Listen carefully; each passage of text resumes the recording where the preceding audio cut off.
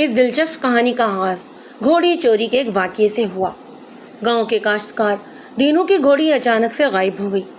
یہ ایک اعلیٰ نسل کی بڑی ہی تیز گھوڑی تھی۔ دینو کے پاس کسی کی امانت تھی۔ گھوڑی کے اصل مالک کا نام گلزار احمد تھا۔ گلزار احمد گاؤں کے کھاتے پیتے زمیندار نذیر علی کا بیٹا تھا۔ شہر پڑھنے گیا ہوا تھا۔ مشہور یہ تھا کہ ڈاکٹر بن کر آ رہا ہے، اور یہ گھوڑی شہری میں سے کسی انگریز سے ملی تھی۔ گلزار اسے اپنے پاس ہاسٹل میں نہیں رکھ سکتا تھا، لہذا اسے یہاں دینو کے پاس چھوڑ کر چلا گیا۔ دینو اس کے بچپن کا دوست تھا، لہذا اس گھوڑی کی بڑی اچھی طرح دیکھ بھال کر رہا تھا۔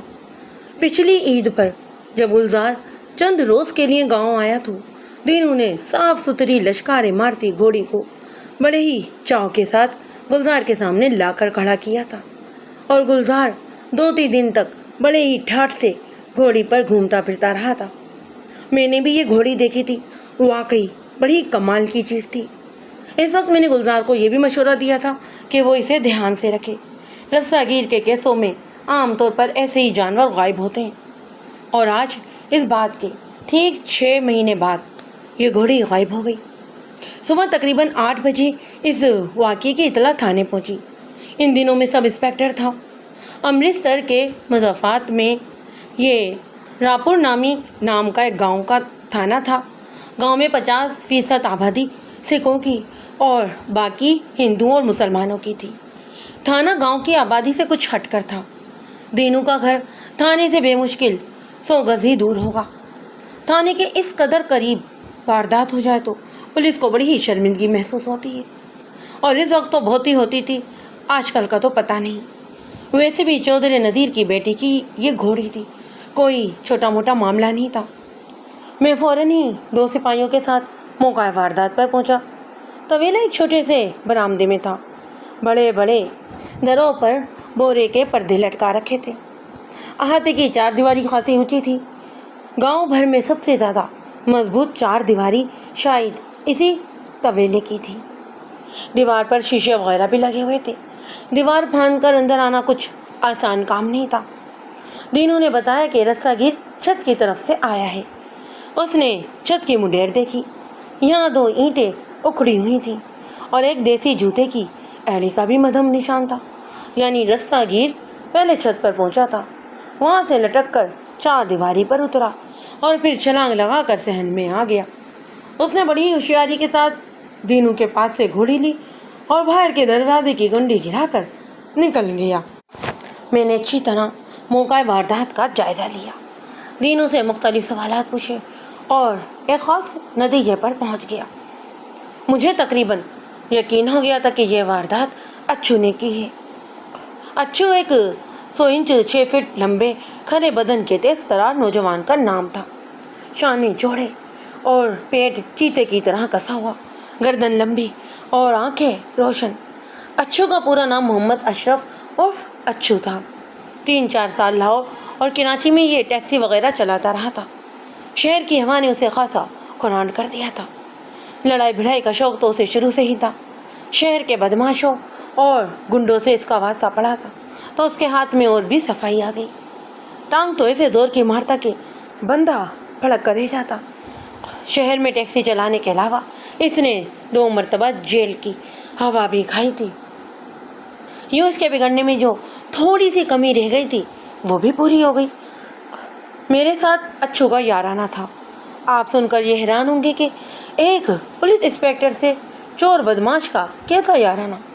دراصل یہ بھی ایک کہانی ہے۔ مختصر الفاظ میں یہ جان لیجیے کہ 1 سال پہلے اچھو نے ایک بڑے ہی نازک موقع پر بڑی ہمت سے میری مدد کی، بلکہ اگر میں یہ کہوں کہ میری جان بچائی تو کچھ غلط نہ ہوگا۔ ان دنوں وہ نیا شہر سے واپس آیا تھا۔ برسات کے دن تھے۔ راپور کے قریب سے گزرنے والا ایک نالا زبردست طغیانی پر تھا، اور میں نالے کے پاس سے گزر رہا تھا کہ ایک عورت کی چیخیں سنی۔ وہ ایک ساتھ والے گاؤں سے بہتی ہوئی آ رہی تھی اور مدد کے لیے پکار رہی تھی۔ میں نے اسے بچانے کے لیے پانی میں چھلانگ لگائی، لیکن جب اس عورت کے قریب پہنچا تو معلوم ہوا کہ یہ تو 2 عورتیں ہیں۔ دونوں تیر تیر کر بے دم ہو چکی تھیں اور اب ڈوبنے کے قریب تھیں۔ وہ دونوں اس طرح مجھ سے لپٹی کہ میرے لیے خود کو سنبھالنا بڑا ہی مشکل ہو گیا، पानी का बहाव बहुत ही तेज था। वो 1 मिनट के बाद हमें गांव से तकरीबन एक दूर फासले पर ले गया। ये निहायत ही मुश्किल वक्त था। आज भी याद करता हूँ तो कपकपी सी आ जाती है। इस वक्त मेरे कानों में एक लड़काती हुई आवाज़ पड़ी थी, हौसला कर भैया, हौसला कर, मैं भी आ रहा हूँ। और फिर चंद ही लम्हे बाद मैंने लंबे तरंगे अच्छू को अपने करीब पाया। उसने मेरे साथ मिलकर दीवानावार लहरों का मुकाबला किया। एक औरत तो हमारे हाथों से निकल गई थी, लेकिन दूसरी को हम बचाने में कामयाब रहे। इस वाक़ये के बाद अशरफ उर्फ अच्छू मेरे बहुत करीब हो गया। वो वाकई ऐसा नौजवान था कि इसकी कदर की जाती। फुर्तीला, निडर, ज़हीन और चीते की तरह चौकस। बस खामी इसमें यही थी कि शरीफ नहीं था, और ये खामी इसकी सारी खूबियों पर भारी थी। मैं अक्सर इसे समझाता था और वो कुछ बदल भी गया, लेकिन वो जो कहते हैं कि छुट्टी नहीं मुँह से काफिल लगी हुई, बदमाशी की लत भी जाते जाते ही जाती है, और कभी 1000 कोशिश के बावजूद भी नहीं जाती। शराब पीना, जुआ खेलना, वारदातें करना, औरतों को फिसलाना, ये सारी खूबियाँ अच्छू शहर से ही लेकर आया। शराब, जुए और औरतों से छेड़छाड़ का चस्का तो वो गांव में ही पूरा कर लेता, लेकिन वारदात वो मेरे थाने के इलाके में नहीं किया करता था। दीनू के तवेले का बगौर जायजा लेने के बाद मुझे अंदाज़ा हुआ कि ये वारदात अच्छू ने की है। उसकी वजह तरीका वारदात था। अच्छू बांस के जरिए छत पर चढ़ा। बांस के जरिए छलांग लगाने का रिवाज इन दिनों आम था। रामपुर में 3 जवारे से थे जो ऐसी छलांग लगाने में बड़ी महारत रखते। इनमें 2 सिख थे और एक मुसलमान अच्छू था और सिख निरंजन सिंह और गोपाल सिंह थे। इत्तेफाक की बात यह है कि जिस रात ये वारदात हुई, निरंजन सिंह और गोपाल सिंह एक करीबी थाने के हवालात में बंद थे। इनकी गैर मौजूदगी में मेरा ध्यान फौरन अच्छू की तरफ चला गया। इस शुबे को खुरे ने मजबूत किया, और फिर गांव में अच्छू की गैर मौजूदगी ने इस शुबे को यकीन में बदल दिया। उस अंग्रेज़ की दी हुई घोड़ी को बरामद करना बहुत ज़रूरी था। चोरी की खबर पाकर घोड़ी का मालिक यानी गुलजार अहमद खुद भी गांव आ गया। वो हर वक्त मेरे सर पर सवार रहता। मैं पूरी तनदेही से कोशिश कर रहा था कि अच्छू का सुराग मिल जाए। मुझे ये इल्ज़ाम अपने सर लेना बिल्कुल मंजूर नहीं था कि अच्छू का मेरे साथ उठना बैठना है, इसलिए मैं इसे ढील दे रहा हूँ। 8-10 रोज़ गुजर गए, लेकिन अच्छू का कुछ पता ही नहीं चला। अच्छू का बड़ा भाई अकबर खेती बाड़ी किया करता था। वो भला ही भला मांस बंधा था। अच्छू की बुरी आदतें उसे एक आँख नहीं भाती थी, इसीलिए दोनों भाइयों में अक्सर गाली गलौज भी हो जाता। अगर माँ जिंदा होती तो शायद अच्छू इस घर में रह भी ना रहा होता। इसके अलावा भाभी भी देवर की तरफदारी करती, और जब भी दोनों भाइयों में ज़्यादा ठंड जाती तो वो अपने खावन को समझा बुझाकर देवर को गांव दरबदर होने से बचा लेती। मैंने अच्छू के भाई अकबर को एतमाद में लिया और बड़े ही सलीके के साथ इससे बातचीत की। मेरा ख्याल था कि वो अच्छू के बारे में कुछ ना कुछ जानता होगा, लेकिन मेरा ये अंदाज़ा गलत निकला।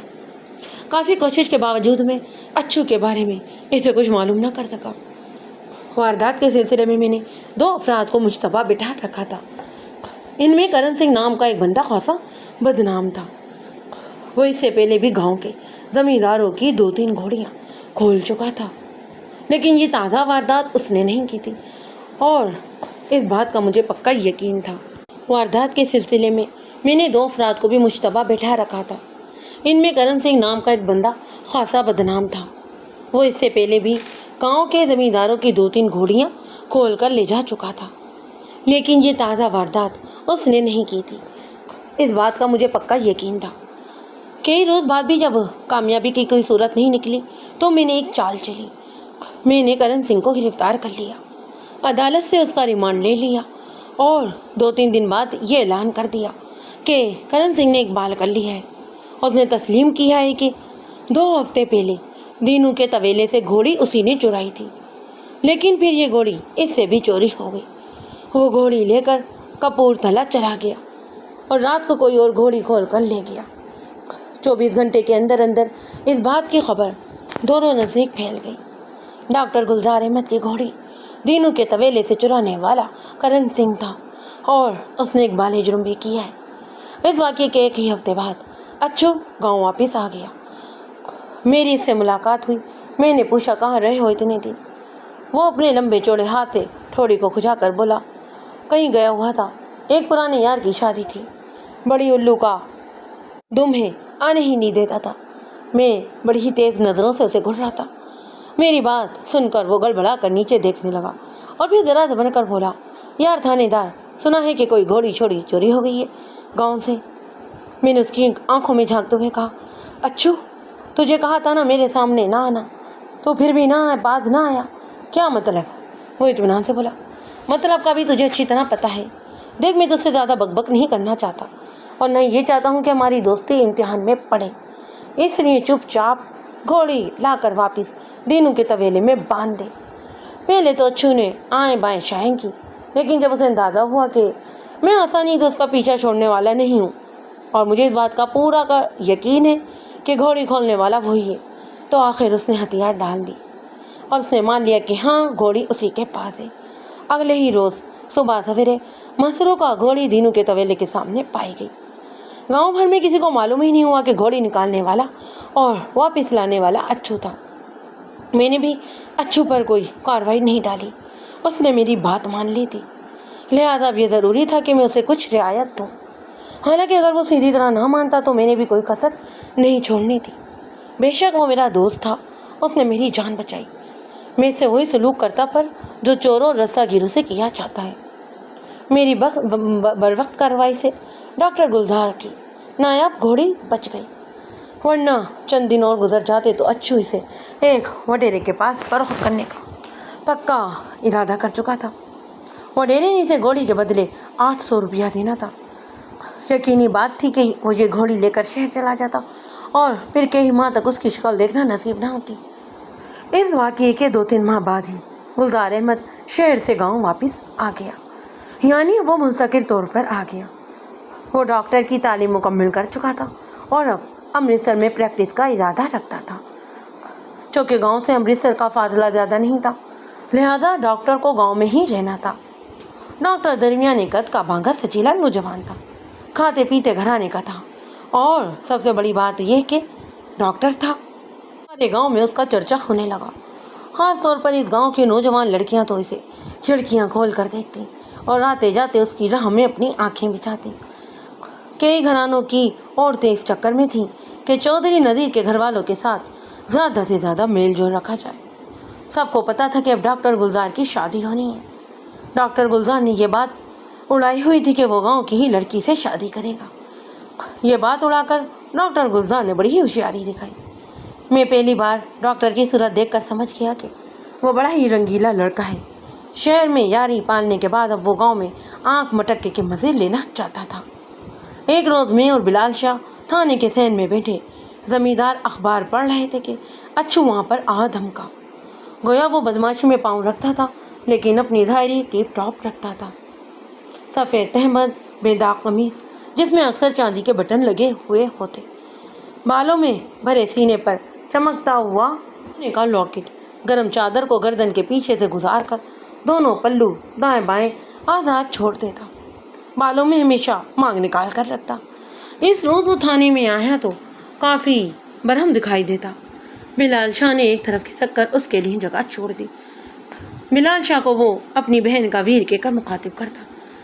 بہن کا ویر غالی تو نہیں تھی، لیکن بلال شاہ کو یہ خطاب بہت برا لگتا، کیونکہ گالی کی طرح ہی لگتا۔ کوئی ایسی حرکت کرتا تو بلال شاہ اس کی جان لے لیتا، لیکن اچھو یہ بات اتنے پیار سے کرتا کہ بلال شاہ پیچ و تاب کھانے کے سوا کچھ نہیں کر پاتا۔ اچھو نے پھیکی سی مسکراہٹ ہونٹوں پر سجا کر بلال شاہ کی طرف دیکھا اور کہا، اوئے بہن کے ویر، تو یہاں کیا کر رہا ہے؟ چل ذرا مجھے تھانے دار صاحب سے ایک بات کرنے دے۔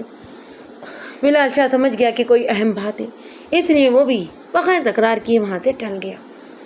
اچھو عادت کے مطابق کچھ دیر الٹے ہاتھ سے اپنی ٹھوڑی کھجاتا رہا، پھر کوئی آواز میں بولا، یار تھانے دار، مجھے دال میں کچھ کالا نظر آ رہا ہے۔ یہ سور کا پتر گلزار جو ہے نا، یہ اپنی ڈاکٹری سے ناجائز فائدہ اٹھانے کی کوشش کر رہا ہے۔ میں کچھ سمجھا نہیں، میں نے ٹوپی سر سے اتارتے ہوئے کہا۔ وہ بولا، یار یہ نوری بڑی جا رہی ہے ڈاکٹر کی طرف، اس نے دواخانہ کھول لیا ہے نا اس پل کے پاس، وہاں 2-3 دفعہ جا چکی ہے، کہیں کوئی گڑبڑ نہ ہو جائے۔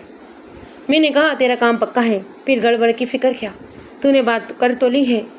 وہ بولا بس کچی پکی سی بات ہے، پتہ نہیں کیا ہو جاتا ہے مجھے اس کے پاس جا کر، بڑی ہی دبنگ قسم کی کڑی ہے، لیکن سچی بات ہے یار، ایسے پسینے میرے کبھی نہیں چھوٹے۔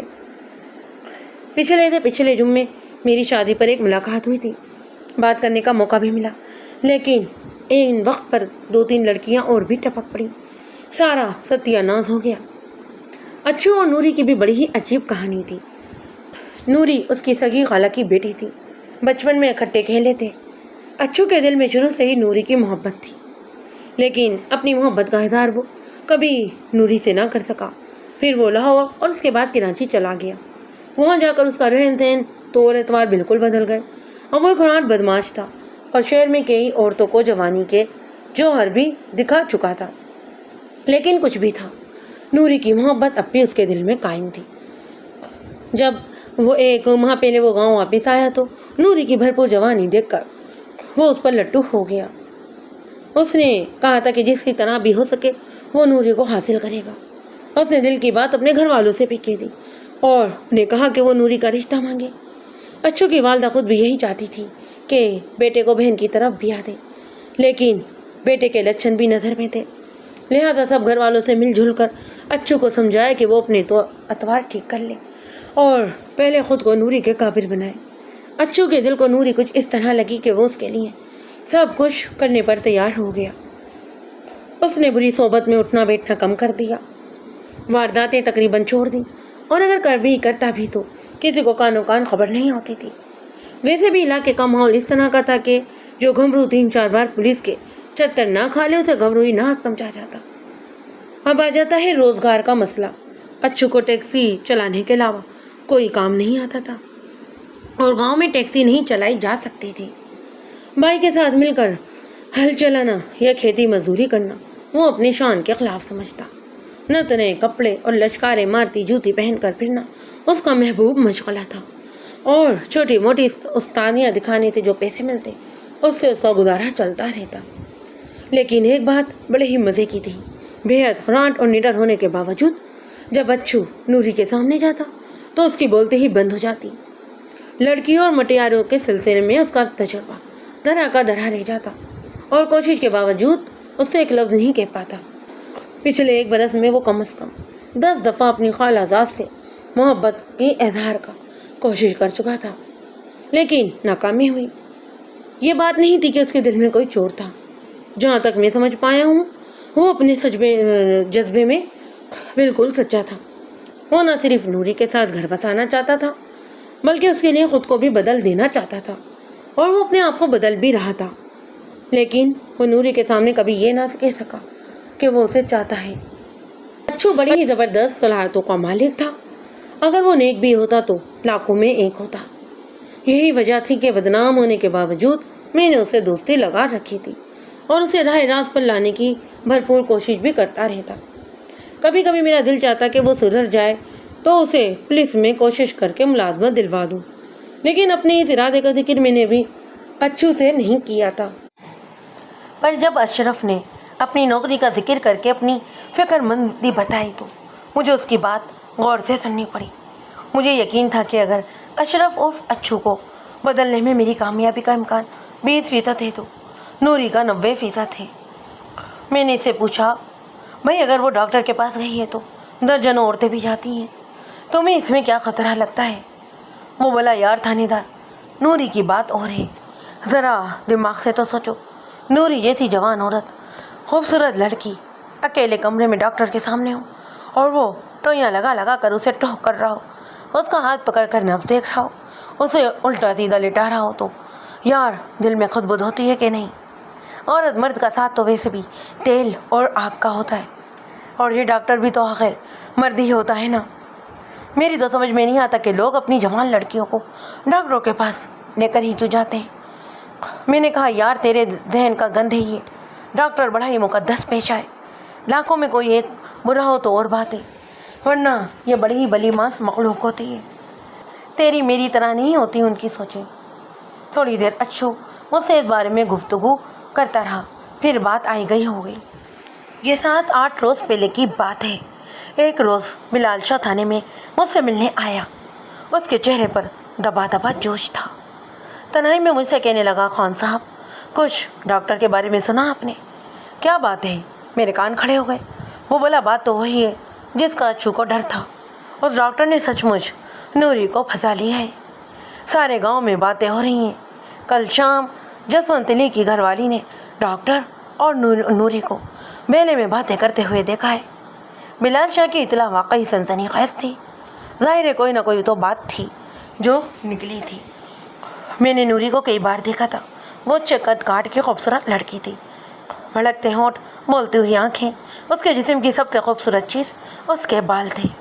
بہت ہی بوجھل اور لمبے بال، موٹی چھوٹی اس کے گھٹنوں تک پہنچتی تھی۔ رنگین پھندنوں والا پراندہ ٹانگوں میں الجھتا رہتا۔ ایسی لڑکیاں سریرا کھلے ہوئے پھولوں کی طرح ہوتی ہیں۔ جلد یا بدیر کسی نہ کسی کا ہاتھ ان تک پہنچ ہی جاتا ہے۔ وہ کسی گھر کے گلدان میں جا سکتی ہیں یا پھر پتی ہو کر بکھر جاتی ہیں۔ یہی وجہ تھی کہ اس کے بارے میں اکثر اچھو کو سمجھاتا رہتا۔ میں چاہتا تھا کہ اگر وہ واقعی نوری کے بارے میں سنجیدہ ہے تو پھر اسے اپنانے میں دیر نہ کرے، پہلے اپنے روزگار کا بندوبست کرے اور پھر والدین کے ذریعے نوری کا رشتہ مانگے اور اسے اپنی بیوی بنا لے۔ پر اب جو باتیں سامنے آ رہی تھیں یہ بڑی ہی خطرناک تھیں، اور میں اچھو کے مزاج کو بہت اچھی طرح سمجھتا تھا۔ وہ ہار ماننے والا شخص یا پیچھے ہٹنے والا نہیں تھا۔ پھر نوری پر تو اس نے بہت دیر سے آس بھی لگا رکھی تھی۔ وہ کیسے برداشت کر سکتا تھا کہ وہ ڈاکٹر کی باہوں میں جا گرے؟ مجھے خطرہ محسوس ہونے لگا کہیں اچھو ڈاکٹر سے دنگا فساد نہ کرے۔ میں نے دوپہر کے وقت بلال شاہ کے ہاتھ اسے تھانے بلوا۔ وہ پہنچا تو نشے میں دھت تھا، گریبان کھلا ہوا تھا، آنکھیں سرخ اور قدم ڈانو ڈول۔ آج اس نے تین چار مہینے بعد بھی تھی، اور غالباً اتنی زیادت بھی تھی کہ اگلی پچھلی ساری کسل نکالتی تھی۔ مجھے افسوس ہوا کہ ایسی حالت میں نے اسے کیوں بلایا۔ بہرحال اب کیا ہو سکتا تھا؟ میں اسے اپنے کمرے میں لے گیا اور اندر سے کنڈی لگا دی۔ وہ نشے میں واہی تباہی بکنے لگا۔ پہلے اس نے ڈاکٹر گلزار کو بے تحاشا گالیاں دی اور پھر نوری پر غصہ نکالنے لگا۔ جب اس کام سے بھی تھک گیا تو اس نے اپنے آپ کو برا بھلا کہنا شروع کیا۔ اچھا ہوا ہے اچھو صاحب، اچھا ہوا ہے، تم اسی لائق تھے۔ نہ ہی کوئی کام نہ کر، نہ ہی کوئی گھر نہ پار، اور چلے ہو عشق فرمانے۔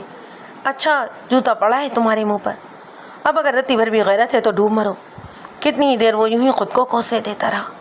میں نے اسے بڑی مشکل سے سنبھالا، سر پر ٹھنڈا پانی ڈال کر، اچار وغیرہ کھلا کر اس کا نشہ کچھ کم کیا۔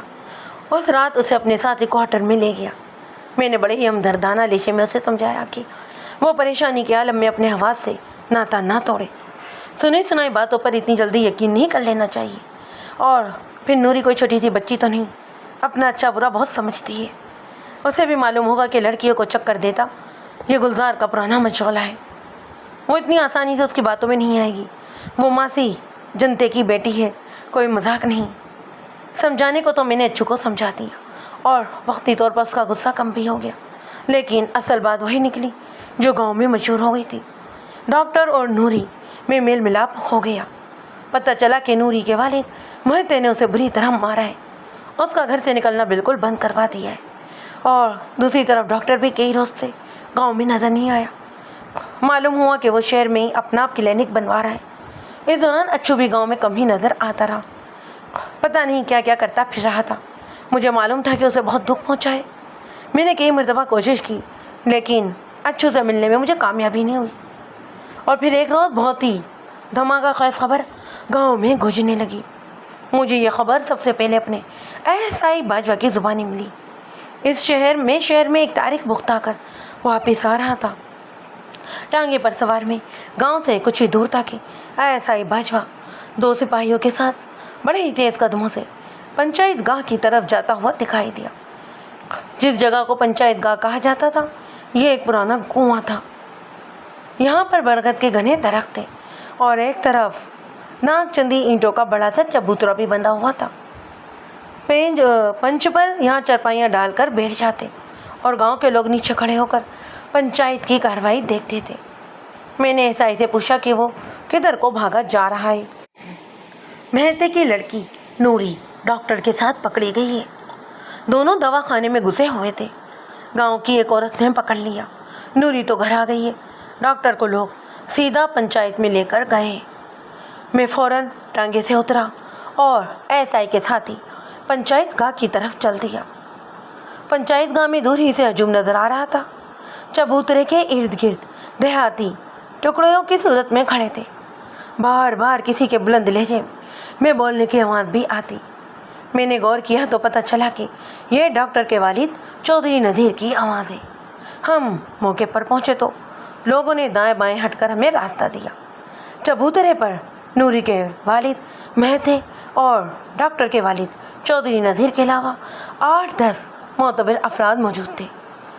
इसके अलावा डॉक्टर गुलजार भी नज़र आ रहा था। वो हस्बे मामूल पतलून कमीज़ में था।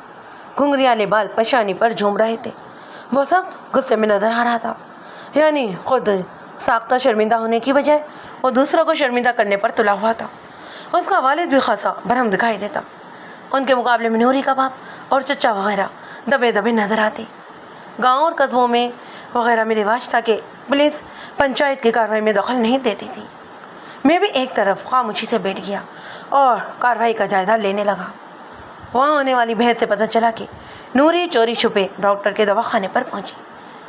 जैसा कि मैंने बताया है कि यह दवाखाना गांव की आबादी से कुछ हटकर था।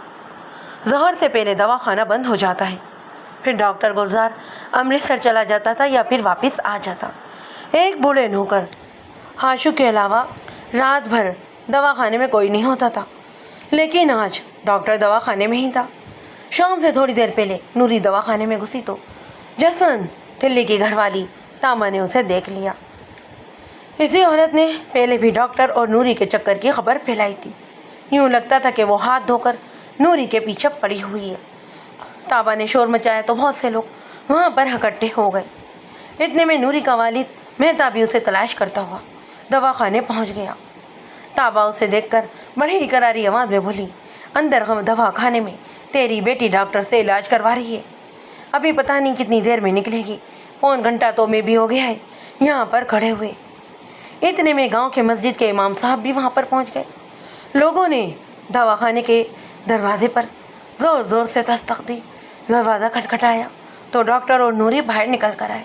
नूरी का वालिद दुरांती लेकर नूरी पर झपटा, लेकिन कुछ लोग आड़े आ गए।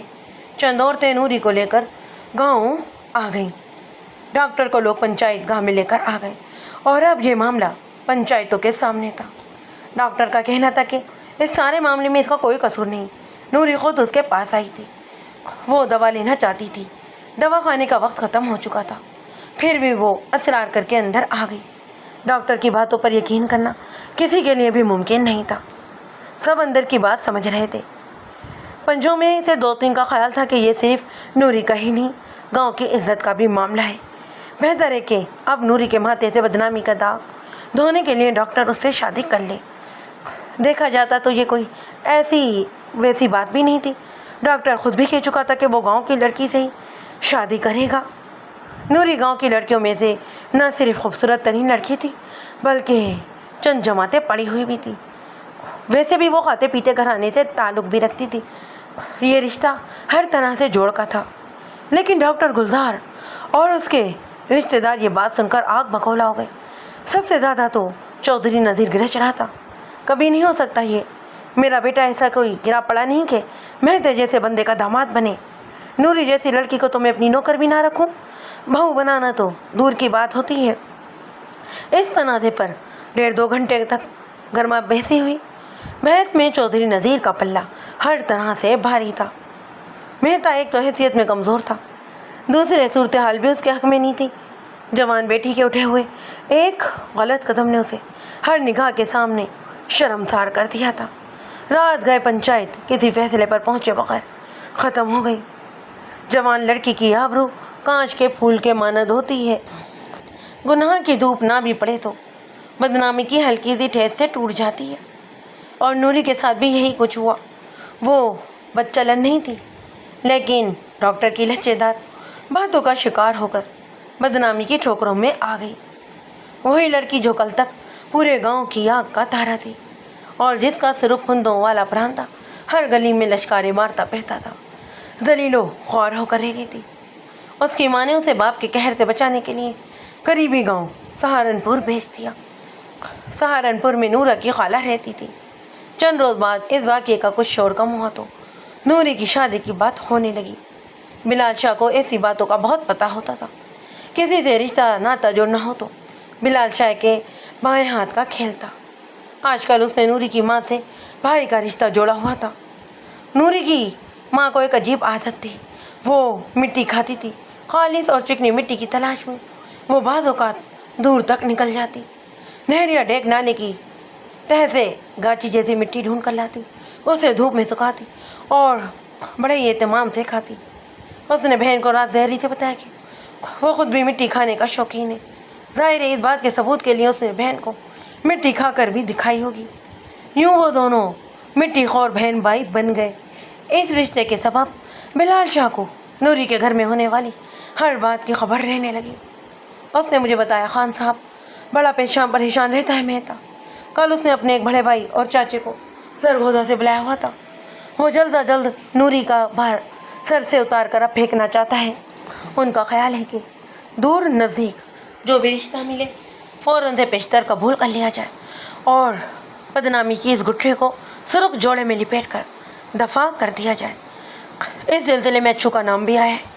مہتے کا خیال ہے کہ نوری کی شادی اچھو سے کرتی جائے اور وہ اسے لے کر شہر چلا جائے، لیکن نوری کی ماں اب اس بات پر راضی نہیں۔ وہ کہتی ہے کہ پہلے میری بہن نوری کا رشتہ مانگتی تھی، لیکن کوئی اسے منہ نہیں لگاتا۔ اب میں کس زبان سے اسے یہ بات کہوں؟ بلال شاہ کی یہ باتیں واقعی قابل غور تھیں۔ میں نے 1 سال تک اچھو کو پرکھا تھا اور اس کے بارے میں بہت کچھ جانتا تھا۔ مجھے یقین تھا کہ وہ اب بھی نوری کو خوشی سے قبول کر لے گا۔ اگر نوری سے غلطی ہو گئی تھی تو کیا خود اچھو سے بے شمار غلطیاں نہیں ہوئی تھیں؟ اور پھر اس غلطی میں اچھو کا اپنا ہاتھ بھی تھا۔ اگر وہ خواہ اتنی دیر نہ کرتا اور نوری سے دل کا حال کہہ دیتا تو کوئی وجہ نہیں تھی کہ نوری کی منہ زور جوانی ڈگمگاتی، اور اگر ان کا رشتہ طے بھی ہو گیا ہوتا تو پھر سوال ہی پیدا نہیں ہوتا تھا کہ یہ ڈاکٹر ان کے درمیان کودتا۔ بہرحال پنجابی کی کہاوت ہے کہ اب بگڑے ہوئے پیروں کا کچھ نہیں بگڑا۔ نوری اور ڈاکٹر کا تعلق کا پتہ شروع میں ہی چل گیا تھا۔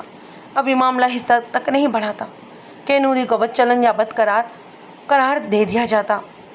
نوری ڈاکٹر کے دواخانے میں 1 پون گھنٹہ موجود رہی، لیکن اس وقت بوڑھا ملازم ہاچو بھی اندر موجود تھا اور اس نے مسجد میں جا کر قسم کھائی کہ نوری اور ڈاکٹر صرف باتیں کرتے رہتے تھے۔ یہ 2 روز کی بات ہے۔ سردی اپنے بڑے ہی زوروں پر تھی۔ شام سے بوندا باندی بھی ہو رہی تھی۔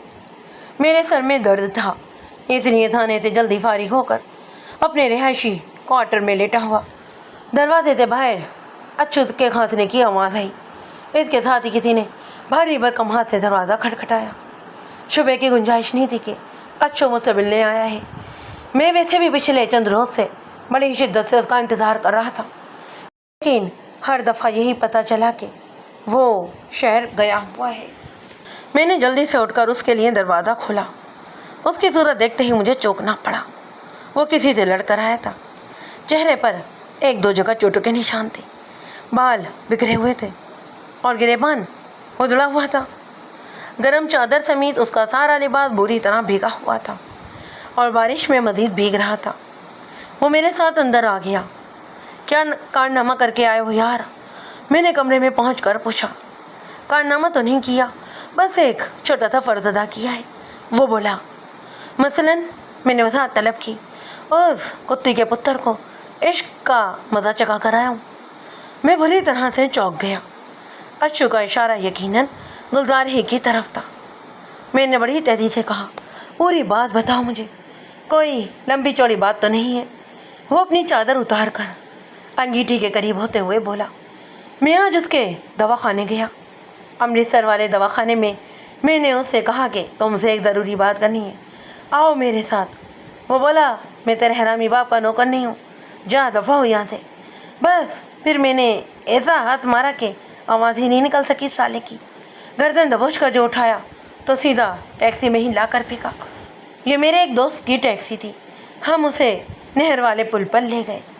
یہاں پر میں نے شمشاد گھاٹ کے اندر ٹیکسی رکوائی اور باہر نکل کر اس سالے کو پھینٹی لگائی۔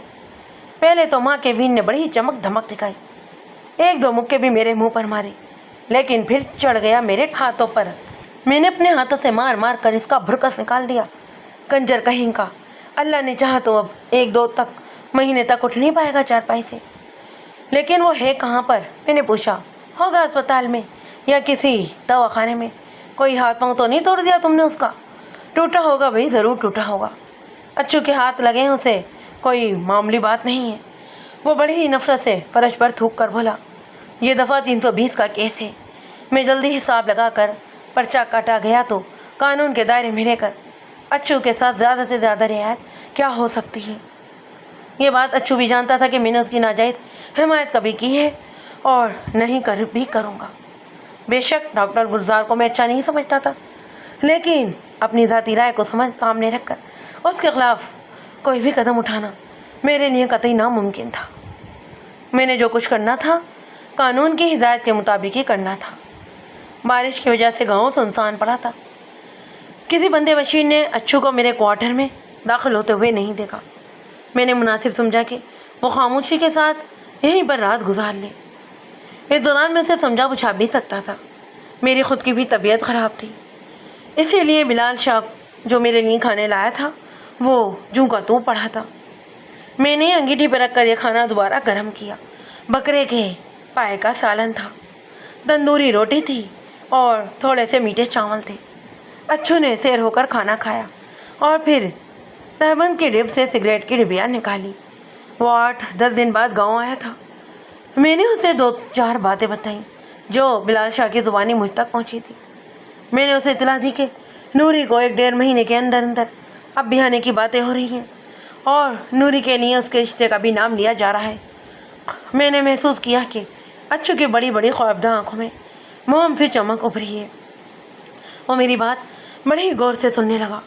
मैंने कहा, अच्छू जो कुछ हुआ वो कुछ ज़्यादा अहम नहीं। डॉक्टर से नूरी की मेल मुलाकात एक वक्ती बात है। अब पंचायत में डॉक्टर जो बर्खास्त कर चुका है, उसके बाद तो नूरी इसके मुंह पर थूकेगी भी नहीं। इस वक्त वो डानो डोल है। अगर तुमने उसे सहारा दिया तो सारी ज़िंदगी तुम्हारी होकर रहेगी। मैंने महसूस किया कि मेरी ये बातें अच्छू के दिल पर असर कर रही हैं। मुमकिन था कि ये बातें पहले ही उसके दिल में मौजूद हों, पर बज़ाहिर वो सामने दीवार को देख रहा था। लेकिन उसकी आंखों में वो हसीन पुरशबाब जिस्म भी भरा हुआ था, जिसे वो जिस्म बचपन से चाहता हुआ आ रहा था। वो अपनी गुमराह ज़िंदगी को नेकी के रास्ते पर डालने के लिए अब भी नूरी का ज़रूरतमंद था। वो उसे अपनाना चाहता था। उस वक्त रात के 2 बजे थे जब बाहर के दरवाजे पर दस्तक हुई। मेरा ध्यान फ़ौरन चौधरी नज़ीर की तरफ चला गया। वो बेटे की मार पीट की इतला देने आया था। कमरे का दरवाज़ा बंद करके मैं सहन में आया। मैंने पूछा, कौन है? जवाब में बिलाल शाह की आवाज़ सुनाई दी। मैं हूँ, दरवाज़ा खोलो। बारिश अनूफ जारी थी। बिलाल शाह के बाल भीग कर पेशानी से चुपके हुए थे। उसके चेहरे पर हिजानी कैफियत थी। क्या बात है? मैंने पूछा। वो बोला, अच्छू को डॉक्टर गुलजार को अच्छू ने कत्ल कर दिया। बिलाल शाह के अल्फाज थे या धमाके जो मेरे कानों में गूंजे। मैंने हैरत से उसकी तरफ देखा और बोला, थोड़ी देर पहले ही अमृतसर से 2-3 बंदे आए हैं। उन्होंने चौधरी नज़ीर को यह बात बताई है कि डॉक्टर गुलजार की लाश सिविल अस्पताल में पड़ी है। चौधरी अपने कुछ रिश्तेदारों को लेकर अमृतसर पहुंच गया है। गुलजार की मां को गशी के दौरे पड़ रहे हैं। मुझे बिलाल शाह की बातों पर यकीन ही नहीं आ रहा था, लेकिन यकीन किए बगैर चारा भी नहीं था। मुझे एकदम ख़तरा महसूस हुआ।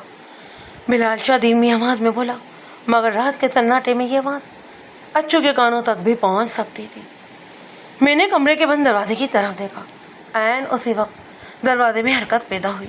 पट खुले और अच्छू कमरे से निकलकर पूरी रफ्तार से बैरूनी दीवार की तरफ भागा। ये दीवार ज़्यादा ऊंची नहीं थी और अच्छू जैसा जंगली घोड़ा एक ही जश्न में ये दीवार पर लांघ सकता था। एक लम्हा पहले मेरे जहन में पैदा होने वाला अंदेशा 100% दुरुस्त निकला। अच्छू ने बिलाल शाह की ज़ुबान से निकलने वाले अल्फाज सुन लिए और अब गिरफ्तारी से बचने के लिए उसने राह फरार इख्तियार की। सोचने का ये वक्त नहीं था, कुछ करने का वक्त था। पलक झपकते में ही अच्छू मेरी नज़रों से ओझल हो सकता था। मैंने चंद कदम भागकर उस पर झसकी اور صحن کے ان درمیان میں اسے چھا لیا۔ ہم اوپر نیچے کیچڑ آلو صحن میں گرے اور لت پت ہو گئے۔ اچھو میرا محسن تھا اور دوست بھی تھا، لیکن اس وقت وہ صرف اور صرف ایک قاتل تھا۔ مجھے اس کو گرفتار کرنا تھا۔ میں نے ایک بھرپور مکہ اس کی ٹھوڑی پر جمایا۔ جواب میں اس نے میری پسلیوں میں زوردار گھٹنا مارا اور دوسرے پاؤں سے مجھے اچھال کر دور پھینک دیا۔ اس کے لمبے تڑنگے جسم میں کسی وحشی گھوڑے کا سر و سامان تھا۔ میں اس کے ڈیل ڈول کو بڑی پسندگی کی نظروں سے دیکھتا تھا، اور آج یہی ڈیل ڈول میرے مقابلے پر تھا۔ میں نے بیرونی دروازے کی طرف دیکھا، یعنی اچھو بھاگنا چاہتا تھا تو اس کے لیے ضروری تھا کہ مجھے راستے سے ہٹائے۔ اس نے بالکل کبڈی کے انداز میں مجھے جھپکی دینے کی کوشش کی۔ میں نے اس کا یہ بار خالی کر دیا اور بھاگ کر اسے اپنے چھپی میں لے لیا۔ اس بار ہم دونوں برآمدے کے اندر کمرے کے بالکل سامنے گرے۔ گرتے گرتے بھی اچھو میرے ہاتھوں سے مچھلی کی طرح پھسل گیا اور وہ بھی سنبھل کر کمرے کی طرف بھاگا۔ پہلے تو مجھے اس کی یہ حرکت سمجھ میں نہیں آئی، پھر اندازہ ہوا کہ وہ میرے سرکاری پسٹل کی طرف گیا ہے جو دیوار سے لٹکا ہوا ہے۔ یہ بڑی ہی خطرناک صورتحال تھی۔ میں نے ایک بار پھر اس پر چھلانگ لگائی۔ میرا دھکا کھا کر وہ منہ کے بل دیوار سے ٹکرایا اور پھر بڑی تیزی سے گھوما۔ مجھے نیچے جھکنے میں اگر ایک پل کی بھی دیر نہ ہوتی تو اس کا ہتھوڑے جیسا مکہ میرے جبڑے کو ہلا دیتا۔ اس کا یہ بار خالی گیا۔ میں نے رانوں میں ہاتھ دے کر اسے اٹھایا اور پوری قوت کے ساتھ دیوار سے اسے دے مارا۔ اس کے حلق سے کرپناک چیخ نکلی۔ کوئی اور ہوتا تو اس چوٹ سے سنبھل نہ سکتا، لیکن وہ لاہور اور کراچی کے بدماشوں میں رہ کر اور دن رات ماری کر کے بہت سخت جان ہو گیا تھا۔ شدید چوٹ کھا کر بھی وہ نہ صرف اپنے پاؤں پر کھڑا رہا بلکہ میرے پیٹ میں گھٹنا رسید کر کے ایک ناکام کوشش بھی کی۔ میں نے پنجوں پہ کھڑے ہو کر ایک زوردار ہتھیڑ اس کی گردن پر مارا۔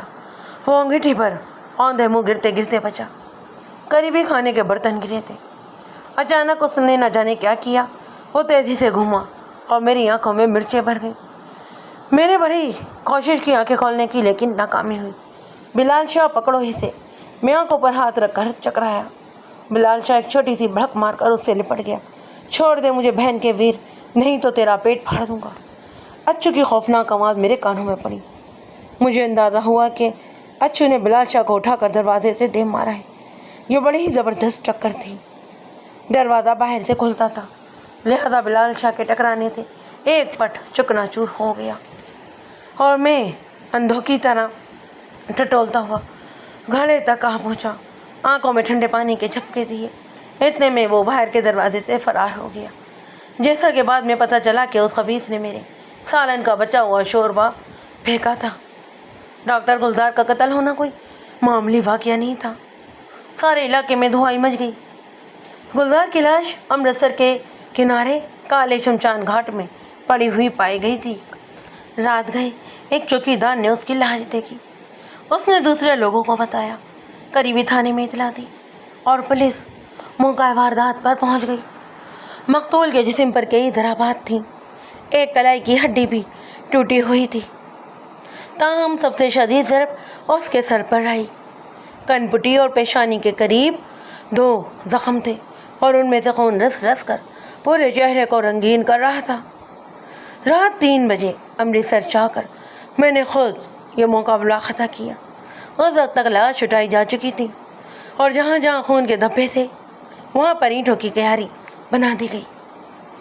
موقع پر گاڑی کے پہیوں کے نشانات تھے اور گیلی زمین پر دھگا مشینی کے آثار بھی صاف نظر آتے۔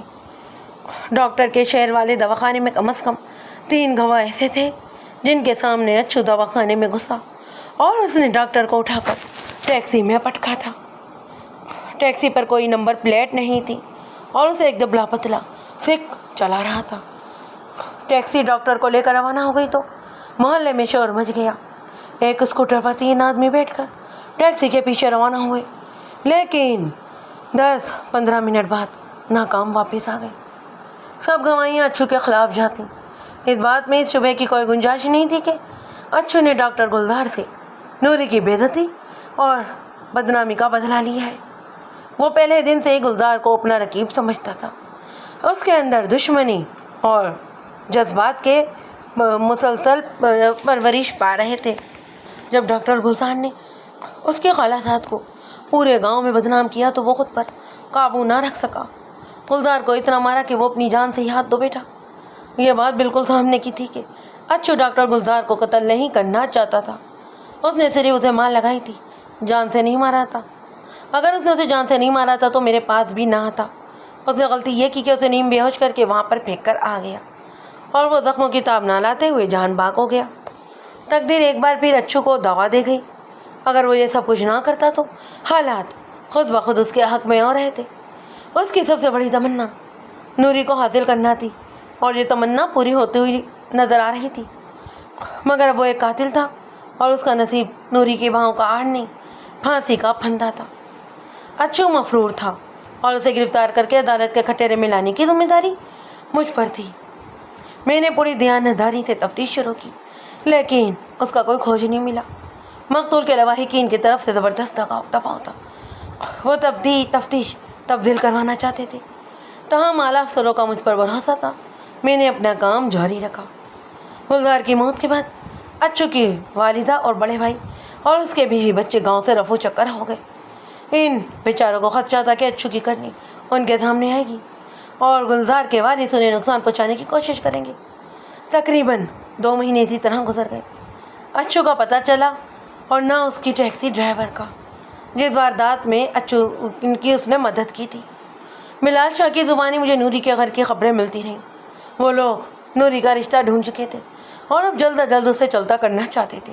اونچی لمبی ہونے گنے جیسی نرم و ملائم نوری کا نصیب امین فورمین جیسے خدرے مرد سے جوڑا جا رہا تھا.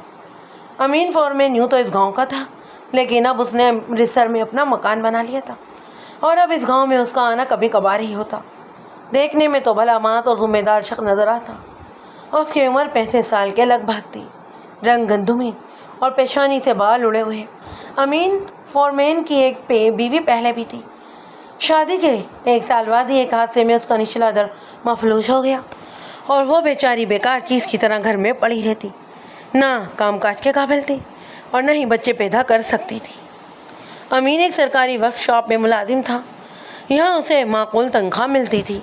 اس کے علاوہ اس نے گاڑیوں کے اسپیئر پارٹس کی ایک دکان بھی کھول لی. اچھی بھلی آمدن تھی. وہ ایک عرصے سے اس سے شادی کا خواہش مند تھا. نوری کے والدین سے اس کی رشتہ داری بھی تھی. نوری کی 2 بڑی بہنیں اور بھی تھیں. ان کی شادی سے پہلے امین نوری کے والد سے اصرار کیا کرتا تھا کہ وہ اپنی ایک بیٹی دے کر اس کا گھر بسا دے لیکن مہتے نے کبھی اس کی بات پر کان نہیں دھرا. پر اب قدرت نے انوکھا کھیل دکھا دیا. مہتے کو اپنی سب سے چھوٹی اور خوبصورت بیٹی کا ہاتھ امین کے ہاتھ میں تھمانا پڑ رہا تھا اور وہ بھی بڑی عاجزی کے ساتھ. نوری کی قسمت پر افسوس ہی کیا جا سکتا تھا. ایک چاہنے والے نے اسے دھوکہ دیا اور دوسرے نے غضب میں آ کر پھانسی کے گھاٹ پر قدم رکھ دیا. اب وہ ایک پکی عمر کے بیاہتا مرد کے پلے باندھی جا رہی تھی. 2 ہفتے کے اندر اندر نوری کی شادی ہو گئی اور وہ امین فورمین کی دلہن بن کر امرتسر چلی گئی. یہ ایک سراسر بے جوڑ شادی تھی اور کسی کو بھی نوری کے اس انجام پر خوشی نہیں ہوئی. رخصتی کے موقع پر نوری کی ایک سہیلی نے تو رو رو کر بے ہوش ہو گئی تھی اور بعد میں اسے اسپتال بھی پہنچانا پڑا. وقت اپنی دھیمی رفتار سے آگے کو سرکتا رہا. ہر نیا دن گزرنے والے دن کے واقعات پر گرد کی تہہ چڑھاتا جا رہا تھا. رامپور کی گلیوں میں ننگی ٹانگوں والے شریر بچے کھیلتے رہے. کنوؤں پر لڑکیاں گھڑے بھرتی رہیں اور پنچایت گاہ کے گھنے برگد کے درختوں کے نیچے بڑے بوڑھوں کی محفلیں جمتی رہیں. اگر کہیں دوبارہ رونق نظر نہیں آئی تو وہ 2 جگہیں تھیں. ایک ڈاکٹر گلزار کا دیہاتی دواخانہ جو کھلنے کے 2 ماہ بعد ہی بند ہو گیا اور دوسرا اچھو کا گھر جس کے مکین زندگی کے خوف سے اپنا بسیرا چھوڑ کر جا چکے اور اب پختہ لکڑی کے دروازے پر لگا بڑا سا آئینی تالا دن بدن زنگ آلود ہوتا جا رہا تھا. اچھو ابھی تک مفرور تھا اور مجھے شک تھا کہ وہ جلد یا بدیر نوری تک پہنچنے کی بہت کوشش کرے گا. یہی وجہ تھی کہ نوری کے شوہر امین فورمین کو میں نے مسلسل نگاہ میں رکھا ہوا تھا.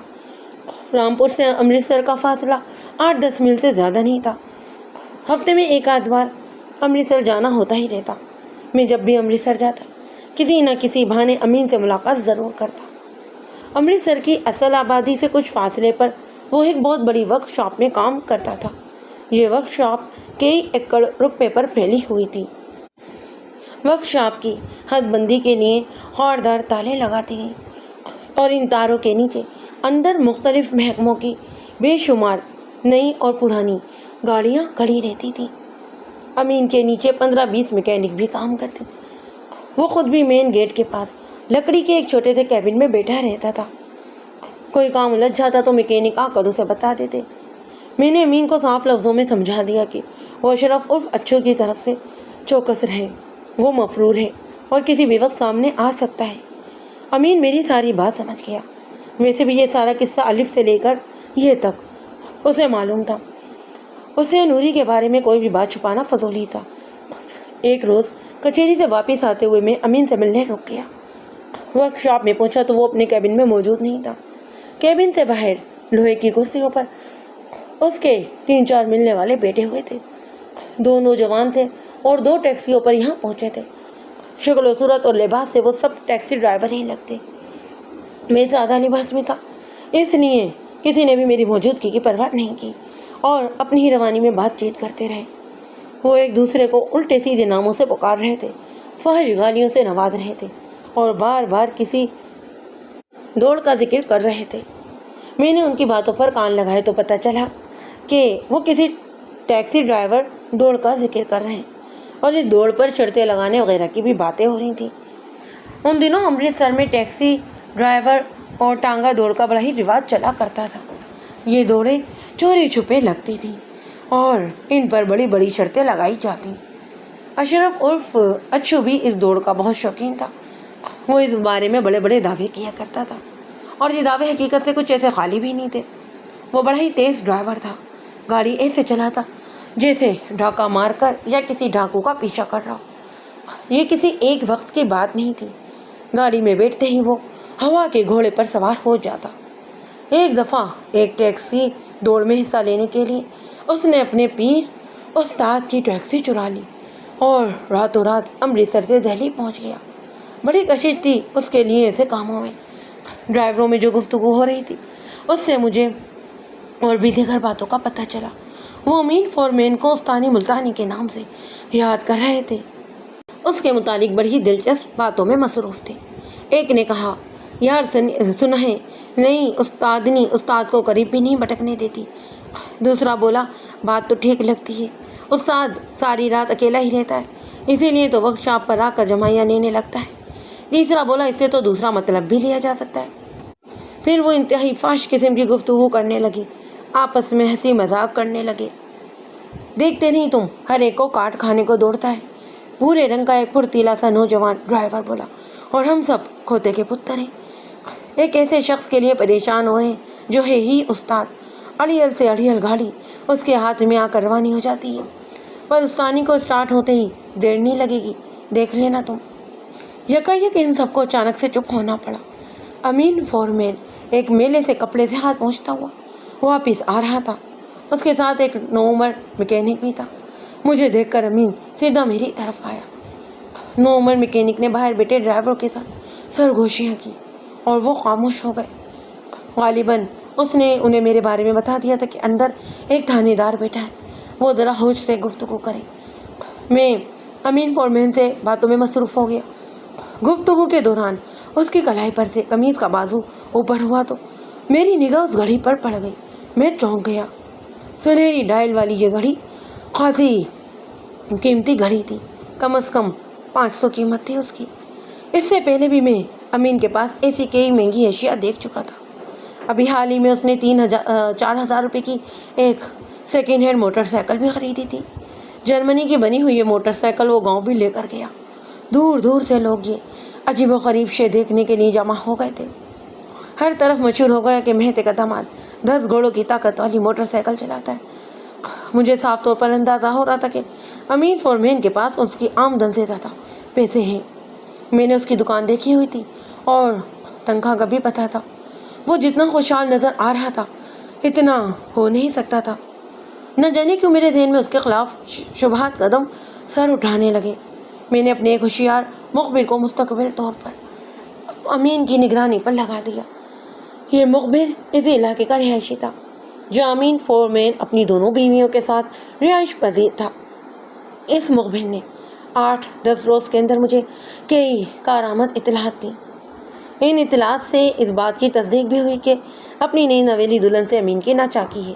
وہ اسے ڈانٹتا دبٹتا ہے اور وہ بھی کمرہ بند کیے پڑی رہتی ہے۔ مخبر نے ایک اور خاص خبر بھی دی۔ اس نے بتایا کہ امین فور مین کے ایک بھگدو نامی نوجوان سے تعلقات ہیں اور یہ نوجوان چوری چھپے گاڑیوں کے پرزے فروخت کرتا ہے۔ مخبر نے بتایا کہ بھگتو یہ کام اپنے گھر پر کرتا ہے۔ جن لوگوں کو اس کے کاروبار کا پتہ ہے وہ بڑی ہی رازداری سے اس کے گھر واقع ٹھنڈی کھوئی پر پہنچتے ہیں اور نہایت قیمتی پرزے کوڑیوں کے بھاؤ خرید کر لاتے ہیں۔ یہ اطلاع میرے لیے خاصی اہم اور دلچسپ تھی۔ بعض اوقات تفتیش اپنا راستہ خود ہی چن لیتی ہے۔ میں نے امین فور مین سے رابطہ اس لیے رکھا ہوا تھا کہ اگر اچھو اس تک پہنچنے کی کوشش کرے تو گرفتار کیا جا سکے، لیکن اس رابطے کی وجہ سے امین کا ایک راز کھل کر سامنے آ گیا۔ میں نے اس اطلاع کی تصدیق کے لیے یہ ذمہ داری بلال شاہ کو سونپی۔ وہ ایک فرضی گاہک کے طور پر امرتسر پہنچا اور کچھ ڈرائیور ٹائپ لوگوں سے مل کر بھگتو تک جا پہنچا۔ بلال شاہ نے بھگتو سے ایک کار کا ایکسل خریدا اور فیام میں اسے گوڈا بھی کہتے ہیں۔ یہ گوڈا ان دنوں مارکیٹ میں بہت مشکل سے ملتا تھا اور اگر ملتا بھی تھا تو 100 سے کم قیمت نہیں ہوتی تھی۔ بلال شاہ نے یہ صرف اور صرف 20 روپے میں خریدا اور اسے اخبار کے کاغذ میں لپیٹ کر سیدھا میرے پاس رامپور لے آیا۔ پرزوں کی تھوڑی بہت پہچان مجھے بھی تھی۔ میں نے بھی اچھی طرح اس کا معائنہ کیا۔ وہ بالکل اصلی نیو برانڈ کا پرزہ تھا۔ میں نے اس معاملے میں تھوڑی سی اور تفتیش کروائی تو سعید اللہ خان نامی ایک پٹھان ٹرک ڈرائیور سلطانی گواہ بن گیا۔ اس نے بتایا کہ شروع میں اس نے بھی بھگتو سے کچھ پرزے خریدے تھے۔ وہ ایک عرصے سے یہ کام کر رہا ہے اور ہزاروں روپیہ کما چکا ہے۔ تھانے میں سنسنی خیز انکشاف کرتے ہوئے سعید اللہ خان نے مزید بتایا کہ انسپکٹر صاحب اس حرام خور بھگتو کے گھر میں ہزاروں کا مال پڑا رہتا ہے اور وہ یہ پرزے گورنمنٹ کے ورک شاپ سے چوری کرتا ہے۔ اصل بات تو خدا ہی جانتا ہے، لیکن جہاں تک ہمیں معلوم ہے یہ ملی بھگت کے بغیر کام نہیں ہو سکتا۔ وہ پھرکی کا بچہ امین فور مین بھی اس کا پورا مدد کرتا ہے۔ میں نے پوچھا امین مین فور مین کیا کہتا ہے؟ وہ بولا وہ اپنی آنکھیں بند رکھتا ہے، بس یہی اس کا بہت بڑا مدد ہے۔ بھگتو اور اس کے ساتھی رات کو جاتے ہیں، تار کاٹ کر ورک شاپ میں گھستے ہیں اور گاڑیوں کا انچر ونچر ڈھیلا کر لے آتے ہیں۔ سب کچھ امین فور مین کی ناک کے نیچے ہوتا ہے، لیکن وہ خدائے خوار چپ رہتا ہے اور اس کو چپ رہنے کی قیمت ملتی ہے۔ رشوت کھاتا ہے وہ۔ میں نے پوچھا یہ کام کب سے ہو رہا ہے؟ سعید اللہ خان نے بتایا ہم کو نہیں معلوم، لیکن 4-5 مہینے سے یہ کام بڑے ہی زوروں پر ہے۔ ہم نے سنا ہے کہ پہلے امین فور مین اس حرامی بھگتو کی بات نہیں مانتا تھا، راضی نہیں ہوتا تھا۔ اسے اپنی نوکری کا خطرہ تھا، پھر معلوم نہیں کیا ہوا وہ راضی ہو گیا۔ اب تو وہ بھگتو کے سامنے چوپ ہی نہیں کرتا، کھلی چھٹی دے دی ہے اس بے ایمان کو، اور وہ دیمک کے موافق رات دن چاٹ رہا ہے ورک شاپ کی گاڑیوں کو۔ سعید اللہ خان نے اس معاملے پر کھل کر اور بڑی تفصیل سے بات کی۔ اس کی گفتگو سے میں نے یہ نتیجہ نکالا کہ امین فور مین پرزوں کی اسٹوری میں ملوث تو ہے، لیکن اس کام کے لیے اسے مجبور کیا گیا ہے۔ شروع میں اس نے بھگتو سنگھ کی بات نہیں مانی، بلکہ اسے پکڑوانے کی بھی دھمکیاں دی، لیکن کچھ عرصے بعد اچانک نہ جانے کیا ہوا کہ سب اندیشے بالائے طاق رکھ کر وہ بھگتو سنگھ کی لائن پر آ گیا۔ دوسرے لفظوں میں بھگتو سنگھ نے اسے مجبور کر ہی دیا کہ وہ ورک شاپ میں ہونے والی چوری سے آنکھیں بند رکھے۔ اس چشم پوشی کے بدلے میں بھگتو اپنی کمائی میں سے کچھ رقم امین کو بھی دے دیتا۔ یہ رقم صرف امین فور مین کی نہیں ہوتی تھی، بلکہ کئی اور افراد بھی اس میں شریک تھے، جس میں ورک شاپ کے 2 چوکیدار بھی شامل تھے۔ امین کے حصے میں مشکل سے 150 روپیہ آتا، یعنی ایک معمولی سی رقم کے عوض امین فور مین اتنا بڑا خطرہ مول لینے پر مجبور تھا، اور اس وجہ سے بھگتو سنگھ سے اکثر اس کی لڑائی بھی ہوتی رہتی تھی۔ در حقیقت وہ اس دلدل سے نکلنا چاہتا تھا، لیکن بھگتو سنگھ کے ہاتھ میں معلوم نہیں ایسی کون سی غلطی کہ وہ دباتا تھا تو امین اس کے سامنے بالکل بے بس ہو جاتا۔ بھگتو سنگھ کے بارے میں نے مختلف ذریعوں سے یہ بھی معلومات حاصل کرنے کی کوشش کی کہ معلوم نہیں کیا ہوا کہ وہ خطرناک شخص ہے۔ اس کا کوئی قریبی رشتہ دار کسی بہت بڑے سرکاری عہدیدار کا ڈرائیور ہے۔ اس تعلق کی وجہ سے وہ چھوٹے بڑے کئی کیسوں میں بری بھی ہو چکا ہے۔ بہت ہی ہٹ چٹ شخص ہے۔ چند ماہ پہلے وہ بھیک مانگنے والی ایک نوجوان لڑکی کو اٹھا کر اپنے بنگان میں لے گیا۔ لڑکی کا شوہر اسے چھڑانے کے لیے پہنچا تو بھگتو سنگھ نے اس سے ہاتھا پائی کی اور ایسا زوردار مکہ اس کے سر پر مارا کہ وہ وہیں تڑپ کر گر گیا اور بعد میں مر گیا۔ وہ اس قتل سے صاف بری ہو گیا۔ متعلقہ انسپکٹر نے اپنی رپورٹ میں لکھا کہ مقتول نشے کا عادی تھا اور دماغ کی شریان پھٹنے سے مرا ہے۔ پتہ نہیں کیسے لڑکی نے بھی عدالت میں یہ بیان دے دیا کہ مرنے والے نے بھگتو سنگھ سے کوئی بھی ہاتھا پائی نہیں کی۔ اسی طرح کے اور کئی بھی قصے بھگتو سنگھ کے حوالے سے مشہور تھے۔ پیشے کے لحاظ سے وہ مشہور ڈرائیور تھا اور غیر شادی شدہ تھا۔ میں نے فیصلہ کیا کہ بھگتو سنگھ کو رکھے ہاتھوں پکڑا جائے تاکہ بہت بڑے افسر کا ڈرائیور کوئی چاچا ماما اسے چھڑا نہ سکے۔ اپنے مخبر کے ذریعے اور سلطانی گواہ کی مدد سے میں نے امین فورمین کا کچا چٹا جان لیا۔ ورک شاپ میں چوری کی واردات عموماً جمعرات اور جمعے کی درمیانی شب کو ہوتی تھی۔ اسی روز امین کی ڈیوٹی رات کو ہوتی۔ وہ مخصوص گاڑیوں کے بورڈ شام کو ہی کھلوا دیتا۔ چوکیدار اس سے ملے ہوئے تھے۔ وہ دائیں بائیں ہو جاتے۔ بھگتو سنگھ اپنے ایک یا دو ساتھیوں کے ساتھ ورک شاپ میں گھستا اور گاڑیوں کا پوسٹ مارٹم شروع کر دیتا۔ وہ جمعرات کی ایک ٹھٹری ہوئی شب تھی۔ 12:30 بجے کا عمل تھا۔ میں اپنے ASI اور عملے کے 4 افراد کے ساتھ بڑی خاموشی سے ورک شاپ میں چھاپا مارا۔ سلطانی گواہ سعید اللہ خان کے علاوہ ورک شاپ کا ایک نوجوان میکینک رنگبیر بھی ہمارے ساتھ تھا اور ہم سب سے پہلے امین فورمین کے کیبن میں جا گھسے۔ وہ تو اپنی ڈیوٹی پر ہی موجود نہیں تھا۔ اس کی جگہ ایک کالا کلوٹا رنگ کا بندہ کرسی پر ٹانگیں پسارے سو رہا تھا۔ رنگبیر کی رہنمائی میں ہم ورک شاپ کے وسیع اور احاطے میں پہنچے۔ وہ ہمیں ایک بس میں لے گیا۔ اب بس کی باڈی تیار ہو چکی تھی، صرف رنگ وغیرہ تیار ہونے والا تھا۔ ہم دروازے کھول کر اندر داخل ہوئے تو دونوں چوکیداروں سے ملاقات ہو گئی۔ وہ اپنی رائفلیں ایک طرف رکھے بڑے ہی تسلی سے تاش کھیل رہے تھے اور ایک سیٹ پر شراب کی خالی بوتل بھی لڑکی ہوئی تھی۔ فرش پر ہڈیوں، مونگ پھلی اور چلغوزوں کے چھلکوں کی بہار تھی۔ مستی اندرونی روشنی میں چوکیدار کے چہروں پر سرسوں کی طرح زرد نظر آنے لگے۔ انہیں فوری طور پر حراست میں لیا گیا۔ اب رنگبیر ہمیں ورک شاپ کی شمالی حصے کی طرف لے گیا۔ یہاں ایک جگہ سفید رنگ کی بے شمار چھوٹی بڑی جیپیں کھڑی تھیں۔ یہ بالکل نئی نکور گاڑیاں تھیں، لیکن کھلے آسمان تلے ہونے کے سبب گرد و بھار سے ٹی ہوئی تھیں۔ ان کی حالت دیکھ کر اندازہ ہوتا تھا کہ وہ طویل عرصے سے یہاں پارک میں اور موسم کی سختی سے رہی ہیں۔ ان گاڑیوں کا تعلق محکمہ جنگلات سے تھا۔ معلوم نہیں کس وجہ سے یہ ابھی تک بیکار پڑی تھی۔ رنگبیر ہمیں گاڑیوں کی طویل قطاروں میں سے گزار کر عقبے سمت میں لے آیا۔ وہ اس چکر سے بخوبی آگاہ تھا۔ اس نے ہمیں 5 ایسی گاڑیاں دکھائیں جن کے بونٹ کھلے ہوئے تھے۔ یہ گاڑیاں آج رات کے پوسٹ مارٹم کے لیے تیار تھیں۔ میں نے فالتو آدمیوں کو ورک شاپ کے آفس میں واپس بھیج دیا اور خود ASI بھاجوا اور 2 سپاہیوں کے ساتھ محکمہ زراعت کی ایک اسٹیشن ویگن میں گھس کر بیٹھ گیا۔ اس وقت رات کا 1 بجا تھا جب خاردار تاروں کی طرف کچھ ہلچل محسوس ہوئی۔ ہم چوکنے ہو کر بیٹھ گئے۔ چند سائے تاروں کے قریب دکھائی دیے۔ دیکھتے ہی دیکھتے انہوں نے تار کاٹے اور احاطے میں گھس آئے۔ وہ تعداد میں 4 تھے۔ ان میں سے 2 کے ہاتھ میں ڈھیلے تھے، یقیناً ان میں اوزار تھے۔ اس مقام پر تقریباً تاریخی تھی۔ وہ بڑے ہی اطمینان سے دبے پاؤں چلتے ہوئے کھلے بونٹ والی جیپوں کی طرف بڑھ گئے اور اپنی کارروائی میں مصروف ہو گئے۔ ایک فوٹوگرافر ہمارے ساتھ تھا۔ تیز روشنی والی ٹارچیں بھی تھیں۔ ہم ایک ساتھ اسٹیشن ویگن سے باہر نکلے اور ٹارچیں روشن کر دیں۔ وہ چاروں روشنی میں نہا گئے۔ ان میں سے ایک لمبے نوجوان کو دیکھ کر میں چونک گیا۔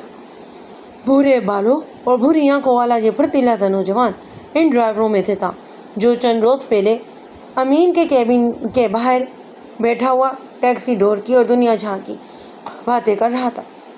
میرے ذہن نے پکار کر کہا کہ یہی رنگبیر سنگھ ہے۔ اگلے ہی لمحے میرا خیال یہ درست نکلا۔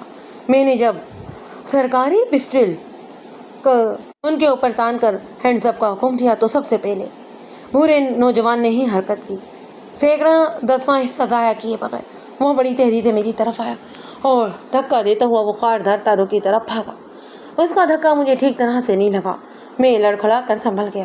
خبردار، میں نے چلا کر کہا، پر اس نے میری بات کون سنی کی اور دوڑتا چلا گیا۔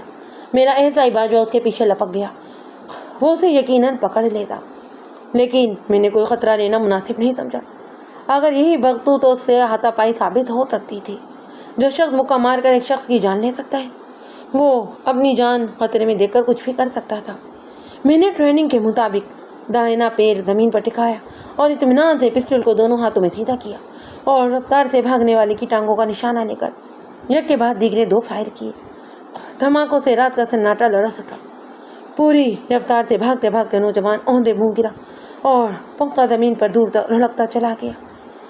اس کے باقی ساتھیوں میں سے بھی کسی ایک نے بھاگنے کی کوشش کی، لیکن سپاہیوں نے لپک کر اسے دبوچ لیا اور تلاشی لے کر اس کے لباس سے ایک دیسی پستول نکلوا لیا۔ گرفتار ہونے والوں میں بھوری آنکھوں والا نوجوان بھگتو سنگھ ہی تھا۔ اس کے ساتھ امین فورمین اور دونوں چوکیدار بھی حوالات میں پہنچ گئے۔ ورک شاپ میں کھڑی محکمہ جنگلات کی گاڑیوں کا معائنہ کیا گیا تو سب کی ہی آنکھیں کھل گئیں۔ ان میں سے پیشتر گاڑیوں کے قیمتی پرزے غائب ہو چکے تھے اور ان کے علاوہ بھی کئی گاڑیوں کے پرزہ جات پر ہاتھ صاف کیا گیا۔ حوالات میں ملزمان سے تفتیش کا آغاز ہوا۔ بھگتو سنگھ خاصا سخت جان تھا، لیکن جب 3rd ڈگری سے اس کا واسطہ پڑا تو اس نے سب قبول کر لیا۔ اس نے تسلیم کیا کہ استاد ملتانی یعنی امین فورمین کو اس غیر قانونی کام پر اس نے مجبور کیا ہے۔ اب سوال یہ پیدا ہوتا تھا کہ امین کیوں مجبور ہوا؟ اس کا سیدھا سادہ جواب یہ تھا کہ بھگتو کے پاس امین فورمین کی کوئی کمزوری تھی اور اسی کمزوری کی شے پر بھگتو سنگھ نے اسے بلیک میل کیا اور وہ بلیک میل ہو گیا۔ معمولی سی رقم کے بدلے میں اس نے اپنے ملازمت، اپنی نیک نامی، عزت، آزادی، سب کچھ داؤ پر لگا دیا۔ میں چاہتا تھا کہ وہ کمزوری کیا تھی۔ بھگتو سنگھ نے پہلے تو اس سلسلے میں اپنی زبان بند رکھی، لیکن جب اسے 3rd ڈگری سے چھٹکارے کی کوئی صورت نظر نہ آئی تو ایک روز اس خبیث نے سب کچھ بک دیا اور اس نے جو کچھ بتایا وہ اتنا سنسنی خیز تھا کہ مجھے اپنے کانوں پر یقین ہی نہیں آیا۔ اس نے انکشاف کیا کہ رامپور کا ڈاکٹر گلزار اچو کے ہاتھوں نہیں، امین فورمین کے ہاتھوں قتل ہوا تھا۔ تفصیل بتاتے ہوئے اس نے کہا کہ اشرف عرف اچو ڈاکٹر کو شمشان گھاٹ میں مار پیٹ کر چھوڑ کر آ گیا۔ بعد میں امین فورمین وہاں پہنچا اور اس نے ایک راڈ کی مدد سے پہ ضرب لگا کر نیم بے ہوش ڈاکٹر کا سر پھاڑ دیا۔ میں نے بھگتو سنگھ سے پوچھا تمہیں اس واقعے کا علم کیسے ہوا؟ جواب میں اس نے اپنے گنوار لہجے میں کہا، میں ہی وہ ٹیکسی ڈرائیور ہوں جس نے اچو کے ساتھ مل کر ڈاکٹر گلزار کو دواخانے سے اٹھایا اور شمشاد گھاٹ میں اس کی ٹھکائی کی تھی۔ بعد میں نے امین فورمین کو جا کر بتایا کہ ڈاکٹر گلزار شمشاد گھاٹ میں پڑا ہے۔ امین فورمین اپنی موٹر سائیکل پر بیٹھ کر شمشاد گھاٹ جا پہنچا اور ڈاکٹر کے سانس اس نے پورے کر دیے۔ لیکن امین کو ایسا کرنے کی کیا ضرورت تھی؟ میں نے پوچھا۔ وہ نوری سے شادی کرنا چاہتا تھا۔ بھگتو نے ایک اور انکشاف کیا۔ میں چکرا کر رہ گیا۔ ڈاکٹر گلزار کے قتل کے ڈنڈے کہاں سے کہاں جا ملے تھے؟ میں نے بھگتو سنگھ سے 4 گھنٹے تک مغز کھپائی کی۔ پسٹل تھانے کے رامپور تھانے کے اس یک بستہ ماحول میں سامنے بیٹھ کر میں نے بھگتو سنگھ سے جو کچھ معلوم کیا اس کا مختصر خلاصہ کچھ اس طرح ہے۔ بھگتو سنگھ اچو کے علاوہ امین فورمین کا یار ببلی بھی تھا۔ اچو کے ساتھ مل کر بھگتو سنگھ نے ڈاکٹر گلزار کو کلینک سے اٹھوایا، پھر اچو نے اسے مار پیٹ کر شمشاد گھاٹ میں پہنچا دیا۔ اچو اور بھگتو سنگھ نے اسے نیم بے ہوش کر دیا اور ڈاکٹر گلزار پر تھوکا اور ٹیکسی پر بیٹھ کر شہر روانہ ہو گئے۔ یہاں بس اڈے پر اچو ٹیکسی سے اتر گیا۔ اچو کے ٹیکسی سے اترتے ہی بھگتو سنگھ نے سیدھا امین کے گھر کا رخ کیا۔ اس نے امین کو بتایا کہ ڈاکٹر گلزار اچو کے ہاتھوں مار کھا کر کالے شمشاد گھاٹ میں بے ہوش پڑا ہے۔ یہ اطلاع سن کر امین فورمین کی آنکھیں چمک اٹھی۔ یہ اس کے لیے سنہری موقع تھا۔ امین نے ایک عرصے سے نوری پر اپنی آنکھیں رکھی ہوئی تھی۔ دوسرے لفظوں میں نوری کو حاصل کرنے کی کشمکش میں صرف اچو اور ڈاکٹر گلزار ہی نہیں، امین بھی اس کے امیدواروں میں شامل تھا۔ یہ اور بات ہے کہ اس کی امیدواری ڈھکی چھپی تھی اور گاؤں میں کسی کو معلوم نہیں تھا کہ امین نوری پر کتنی لمبی اپنی رالیں ٹپکاتا ہے۔ وہ نوری کے جوبن کا شدائی تھا اور اسے دیکھ کر چپکے دانت کچھ کچاتا تھا۔ تاہم اسے معلوم تھا کہ ڈاکٹر گلزار اور اچو جیسے نوجوان کے ہاتھوں ہوتے ہوئے وہ کسی گنتی میں شمار ہی نہیں ہوتا، لہذا خاموش رہنا ہی اس نے اپنے حق میں بہتر سمجھا تھا۔ اس کے تو وہم و گمان میں بھی نہیں تھا کہ حالات اس طرح سے پلٹا کھائیں گے اور قدرت یوں ایک دم اس پر مہربان ہو جائے گی۔ بھگتو سنگھ کی زبانی ڈاکٹر گلزار کے زخمی ہونے کی خبر سن کر امین نے فوراً شیطانی منصوبہ بنایا اور بھگتو سنگھ کو اپنے ساتھ شمشاد گھاٹ چلنے کو کہا۔ معمولی سی پس و بش کے بعد بھگتو سنگھ تیار ہو گیا۔ برستی بارش میں وہ دونوں موٹر سائیکل پر سوار کالے شمشاد گھاٹ جا پہنچے۔ امین کے پاس ایک بڑا راڈ کا ٹکڑا تھا۔ موٹر سائیکل گھاٹ سے باہر ہی روک دی گئی۔ بھگتو سنگھ موٹر سائیکل کے پاس کھڑا رہا جبکہ امین اندر چلا گیا اور اس نے زخمی گلزار کا کام تمام کر ڈالا۔ واقعات کی ترتیب ایسی تھی کہ اس قتل کا فوراً الزام اچھو پر آ گیا اور وہ جان بچا کر مفرور ہو گیا۔ ڈاکٹر گلزار جوانی کی موت مر کر قبر میں اتر گیا۔ امین کی تو جیسے لاٹری نکل آئی۔ نوری کے باغ جوانی تک کا اس کا راستہ صاف تھا۔ کسی کے تو خواب و خاملے بھی نہیں تھا کہ یہ راستہ صاف کیا گیا ہے۔ نوری کے والدین جلد از جلد بیٹی کے بوجھ سے چھٹکارا چاہتے تھے اور انہیں فوری طور پر رشتہ درکار تھا، چاہے وہ کیسا بھی ہو۔ امین نے فوراً سے پیشتر اپنی بات نوری کے والد مہتا تک پہنچائی اور یوں وہ پکی عمر کا خودرا سا شخص نرم و نازک نوری کا مالک بنا دیا گیا۔ دوسری طرف مقافات کا قانون بھی حرکت میں آ گیا۔ نوری کے حسن سے سیراب ہونے کی قیمت امین کو یہ چکانا پڑی کہ وہ بھگتو سنگھ کے ہاتھوں کھلونا بن گیا۔ بھگتو سنگھ اتنا سیدھا سادہ نہیں تھا جتنا نظر آتا تھا۔ اس خاموش طبع ڈرائیور کے اندر ایک گھاک بدماش چھپا بیٹھا تھا۔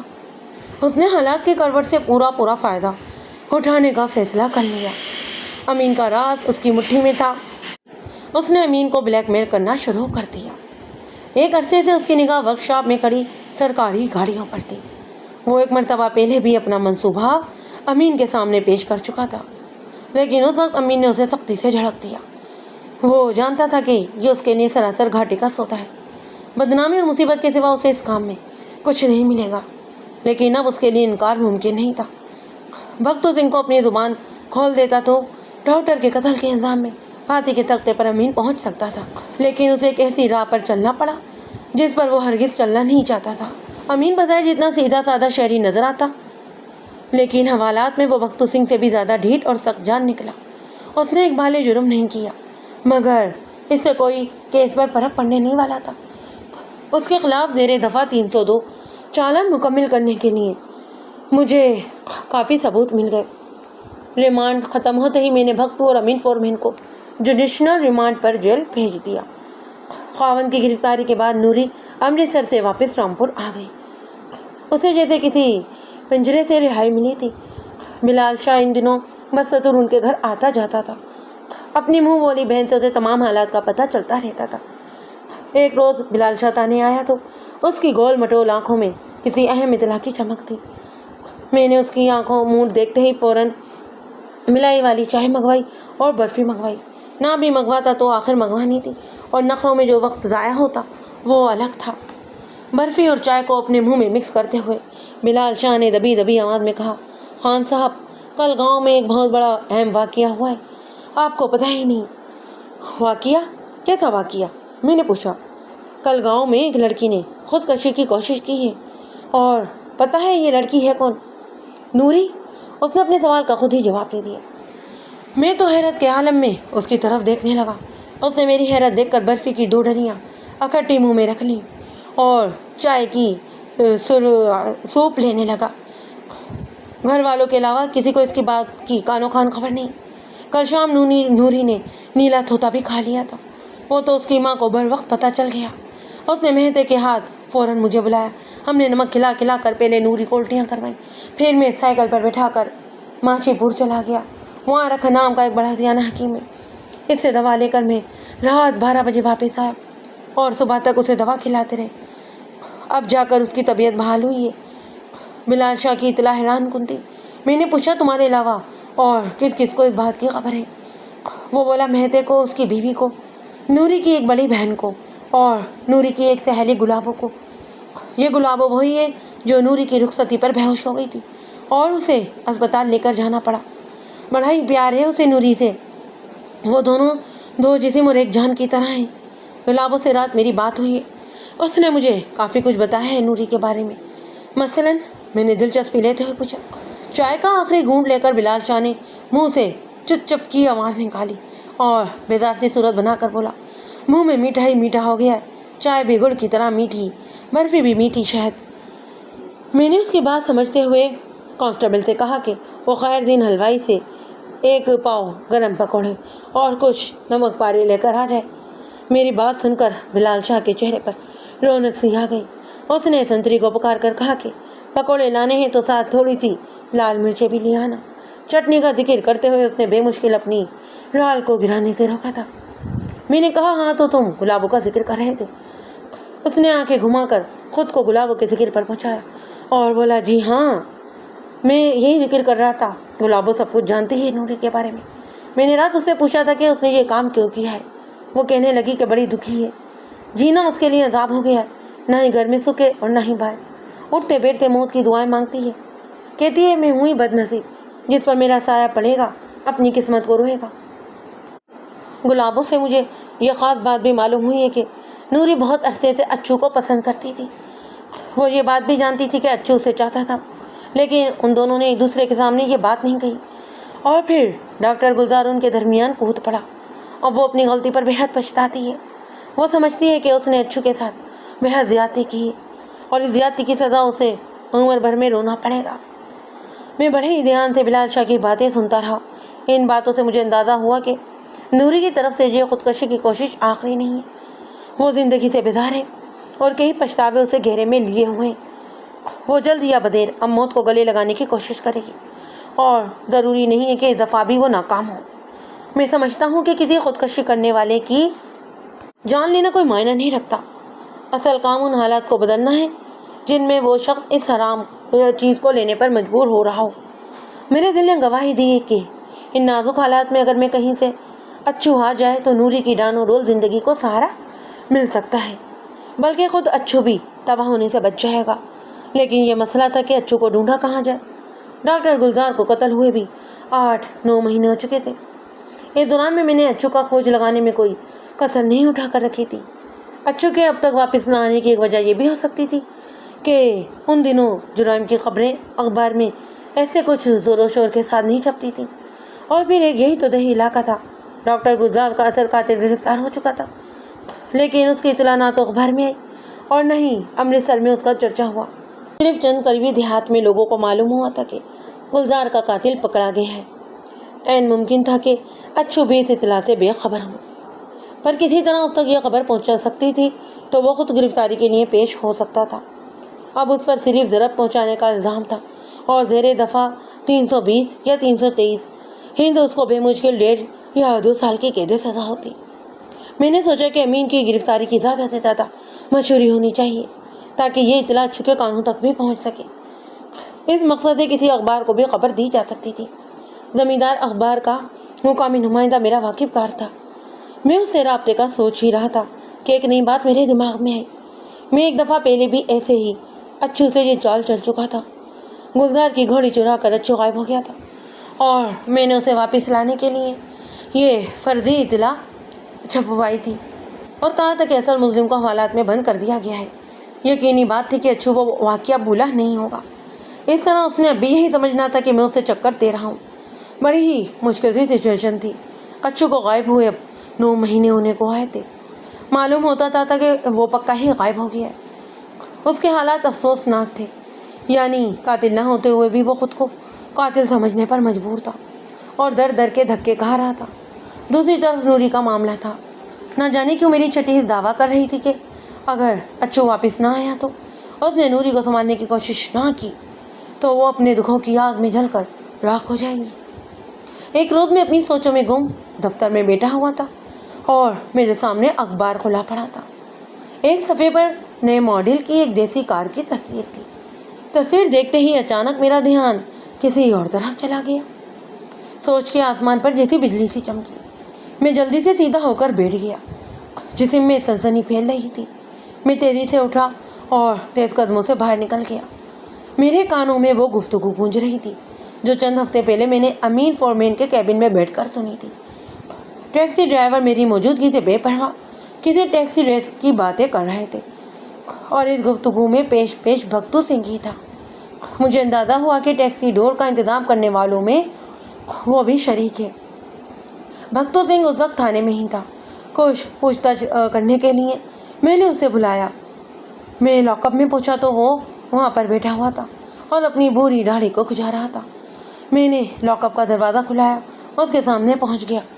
وہ حیرت سے میری طرف دیکھنے لگا۔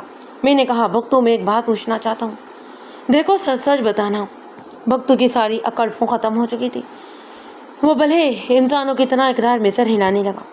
میں نے کہا، میری اطلاع کے مطابق امرتسر کے گرد و نواح میں کسی ٹیکسی دوڑ ہونے والی ہے اور اس دوڑ کا انتظام کرنے والوں میں تم بھی شامل تھے، کیا یہ بات سچ ہے؟ بھگتو سنگھ نے پہلے تو انکار کیا، لیکن جب میں نے اس پر زور دیا تو وہ مان گیا۔ اس نے تسلیم کیا کہ ایسی دوڑ ہونے والی ہے، لیکن کہاں اور کب ہونے والی ہے یہ اسے معلوم نہیں۔ میں جانتا تھا کہ اسے یہ بھی معلوم ہے۔ تھوڑی سی مزید سختی کر کے کوشش کی تو میں نے اسے جیبیں اگلوا لیا۔ یہ ٹیکسی دوڑ ٹھیک ایک ہفتے بعد ہونے والی تھی۔ امرتسر سے کوئی 20-25 میل شمال کی طرف ڈیگ نالے کے ساتھ ساتھ میلوں تک غیر آباد زمین پڑی تھی۔ کہیں کہیں خالی میدان بھی بنے ہوئے تھے۔ اس قسم کی دوڑیں ایسے ہی زرعی میدانوں میں ہوتی تھیں۔ بھگتو سنگھ نے کہا کہ ہفتے یا اتوار کی صبح دوڑ اس میدان میں ہوگی۔ بھگتو سنگھ نے یہ بھی انکشاف کیا کہ پچھلے 3 سال سے یہ دوڑ ہر سال یہیں ہوتی ہے۔ دوڑ میں حصہ لینے والی ٹیکسیاں بڑی خاموشی سے یہاں پر پہنچتی ہیں۔ انہیں درختوں کے درمیان پارک کر دیا جاتا ہے۔ ڈرائیور شراب پیتے ہیں، دنگا فساد کرتے ہیں اور رات بھر شرطیں لگاتے ہیں۔ صبح 8 بجے دوڑ شروع ہو جاتی ہے اور 10-11 بجے تک یہ تماشا ختم ہو جاتا ہے۔ نہ جانے کیوں مجھے یقین تھا کہ اشرف اور اچھو اس دوڑ میں ضرور حصہ لے گا اور زبردست قسم کی ٹیکسی کی یہ ریس ہوگی۔ میں شدت سے اب ہفتے کے دن کا انتظار کرنے لگا۔ آخر خدا کر کے وہ دن بھی آ پہنچا۔ میں نے ایک ٹیکسی کا انتظام پہلے ہی کر لیا۔ میں اور ایسائی باجوہ ڈرائیوروں کے بحث میں دوڑ کے مقام پر پہنچ گئے۔ یہاں کا نقشہ ویسا ہی تھا جیسا بھگتو سنگھ نے بتایا۔ ڈیگ نالے کے کنارے درختوں کے گھنے جھنڈ میں کم و بیش کافی ٹیکسیاں کھڑی تھیں۔ ان میں کئی ٹیکسیوں پر لاہور اور جالندھر وغیرہ کے نمبر تھے۔ کچھ ٹیکسیوں پر قابلی پٹھانوں کی تھی اور یہ خوب سجی ہوئی تھی۔ بیشتر ڈرائیور نشے میں دھت تھے اور چک چک کر باتیں کر رہے تھے۔ دن چڑھ چکا تھا اور اب جوں ریس کا وقت قریب آ رہا تھا، حصہ لینے والوں میں جوش و خروش بڑھتا جا رہا تھا۔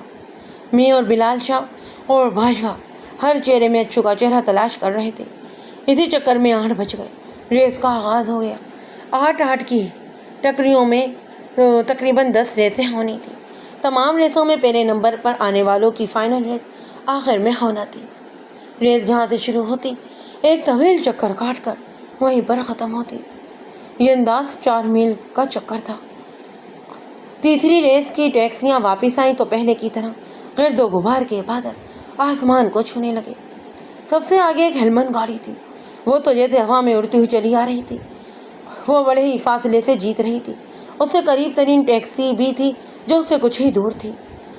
جب یہ گاڑی میرے پاس سے گزری تو میں اس میں بیٹھے اچھو کو پہچان گیا۔ اس نے سکوں کی طرح چہرے اور سر کے بال بڑھا رکھے تھے۔ حلیہ بھی سکوں والا ہی تھا، لیکن یہ حلیہ میری آنکھوں کو دھوکہ نہیں دے سکا۔ میرے چہرے پر جوش کی لہر دیکھ کر بلال شاہ اور باجوہ چونک سے گئے۔ میں نے انہیں اشارے سے بتایا کہ اچھو اس ٹیکسی میں ہے۔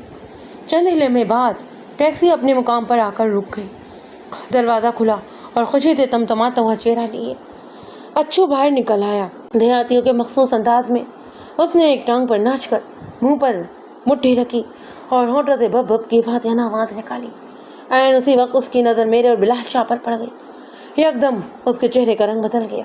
اس نے آنکھیں سکیڑ کر ہمیں غور سے دیکھا۔ اس کے حمایتی اسے مشورہ کرتے ہوئے آگے بڑھ رہے تھے۔ وہ اسے شاباش دینا چاہتے تھے، لیکن ان کی شاباش وصول کرنے سے پہلے ہی اس نے دوڑ لگا دی۔ یہ بڑا ہی مذاق خیز منظر تھا۔ اس کے حمایتوں کو سمجھ ہی نہیں آ رہی تھی کہ یکدم اچھو کو کیا ہو گیا ہے۔ بھڑکے مارتا مارتا وہ اچانک بھاگ کر کیوں کھڑا ہو گیا، اور بھاگ بھی وہ ایسے رہا تھا جیسے موت کے فرشتے کو دیکھ لیا ہو۔ اصل گھوڑے کی طرح لمبی ٹانگیں تھیں اس کی، جسم بھی بھوکے بیڑیے جیسا تھا۔ لمحوں میں وہ کہیں سے کہیں پہنچ گیا۔ اسی دوران باجوہ ٹیکسی اسٹارٹ کر کے پہلا گیئر لگا چکا تھا۔ ہم پھرتی سے ٹیکسی میں سوار ہوئے اور وہ کمان سے نکلے تیر کی طرح اچھو کے پیچھے گئی۔ دور دور تک خالی میدان تھا، چھپنے کے لیے کوئی جگہ نہیں تھی۔ مجھے امید تھی کہ ہم 1 منٹ کے اندر اسے جا لیں گے، لیکن پھر اچھو بھاگتے بھاگتے اچانک ایک نالے کی طرف مڑ گیا اور کنارے کے گھنے درختوں میں گھس گیا۔ ان درختوں کے بیچ ایک برچی سی بنی ہوئی تھی، اس کے ساتھ ہی ایک بارہ وردی ٹائپ کی چیز تھی۔ کوئی بہت پرانا مقبرہ تھا، قبر کا نام و نشان تک مٹ چکا تھا۔ اندر کثرت سے جھاڑ اکھائیں اور جھاڑیاں اگی ہوئی تھیں۔ اچھو تیر کی طرح اس پناہ گاہ میں گھس گیا۔ میں نے ٹیکسی میں 30 گز پر رکوائی اور نیچے اتر آیا۔ بلال شاہ اور باجوہ بھی ساتھ ہی اترے۔